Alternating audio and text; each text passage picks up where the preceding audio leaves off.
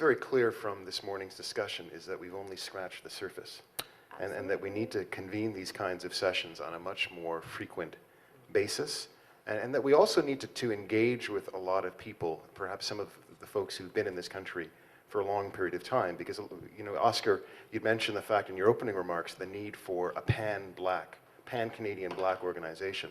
And there was, in fact, a pan-Canadian organization that was quite powerful for a moment in time in the late 1960s and in the 1970s. And it was called the National Black Coalition of Canada, the NBCC, which basically was disbanded in the early 80s. And I can speak to that because my father was a very active member of that organization. But it would seem as if there's sometimes a disconnect and that we don't have that kind of information, that we need to share that amongst ourselves. So there's that kind of continuation of the memory.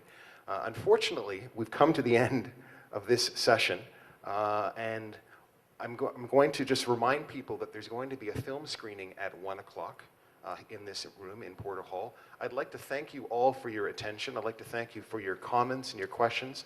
I'd like to thank the organizers, and I'd also like to thank our panel, who I think has opened up a lot of space for us this afternoon. There are many more questions that need to be addressed. So thank you for that, and I would really encourage us to get together, to exchange, to network, exchange information, and try to ensure that we have a session like this very soon. And I will offer myself as someone who will help to facilitate that, along with Blair, and hopefully with you in the audience. So thank you all very much. Thank you.